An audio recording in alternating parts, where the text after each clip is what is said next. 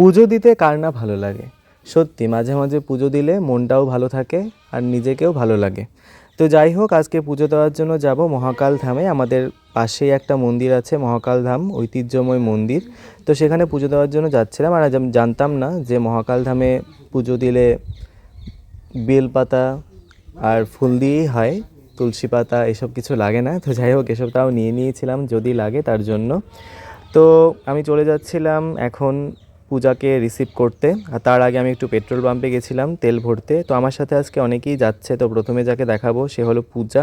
তার জন্য ওয়েট করছিলাম শক্তিনগরে, কারণ যেহেতু আমি শামুকতলা দিয়ে ঘুরে ঘুরে যাচ্ছিলাম, সেখান থেকে কিছু জিনিস নেওয়ার ছিল আমার।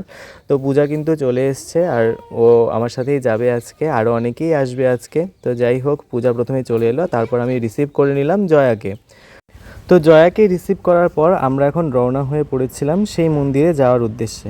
তো তার আগে দেখো, এই যে শামুকতলায় আমাদের একটি হাই স্কুল আছে, সান্তালপুর মিশন হাই স্কুল, আর সেদিক দিয়েই কিন্তু যাচ্ছিলাম আমরা তিনজন মিলে। তো আরও একজন আসার কথা, সে একটু সাসপেন্স, সে একটু পরে আসবে। যাই হোক, তাকেও দেখাবো। আর তারপর আমরা এদিকে বাঁধের পার, আর সাইডে দেখো নদী আছে, এটা হলো আমাদের নদী। এই নদীতে আমি ছোটোবেলা থেকে স্নান করি, খুবই ভালো লাগে। আর এই দেখো গ্রামের পরিবেশ, আর আজকে মেঘাচ্ছন্ন আকাশ ছিল, খুবই সুন্দর লাগছিল। তো আমরা অবশেষে পৌঁছে গেলাম কিন্তু মহাকাল ধামের মন্দিরে। আর মহাকাল ধামের মন্দিরে গিয়ে আমরা পুজোর যাবতীয় জিনিসপত্র সব নামিয়ে নিচ্ছিলাম, ততক্ষণে জয়া একটু ভিডিও করে নিচ্ছিল।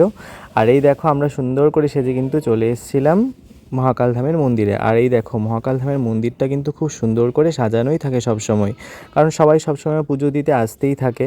তো আজকে কিন্তু মোটামুটি অনেকটাই ভিড় ছিল, যেহেতু দিনটা সোমবার ছিল। তো আমরা পুজো দেওয়ার আগের প্রস্তুতি নিচ্ছিলাম, আর এখানে বাইরে একটু দাঁড়িয়েছিলাম, কারণ ভিতরে একটু ভিড় ছিল, অনেকেই পুজো দিচ্ছিল তাই।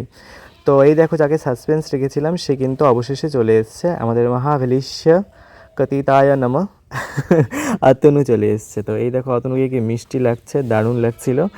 তো অবশেষে আমরা কিন্তু সবাই মিলে পুজোর জোগাড় যন্ত্র করে, মানে এখানে জল ঢালবো যেহেতু শিবের মাথায়, তো তার জন্য কিন্তু আমরা সব জল নিয়েছিলাম। আর দিয়ে কিন্তু মেয়েরা মিলে সুন্দর করে প্রসাদের আয়োজন করছিল, প্রসাদগুলো সব একসাথে করে নিল। আর অবশেষে আমাদের কিন্তু পুজো দেওয়া হয়ে গেছিলো সেই সময়টাতে, কারণ পুজো দেওয়ার সময় ভিডিও নিতে পারিনি, কারণ কেউ এক্সট্রা যায়নি যে ভিডিও নেবে।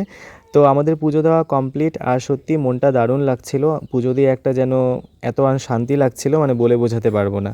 তো যাই হোক, ভিডিওটা কেমন লাগলো তোমরা অবশ্যই কিন্তু জানিও। আর এরকম ছোট ছোট ভিডিও কিন্তু আমি পোস্ট করতেই থাকি প্রায়ই। আর কিছুদিন যাবত একটু ব্যস্ততার কারণে পোস্ট করা হচ্ছে না ঠিকঠাক করে, কিন্তু আরও ভিডিও পাবে। তো ভালো থেকো, সুস্থ থেকো, দেখা হচ্ছে পরের ভিডিওতে।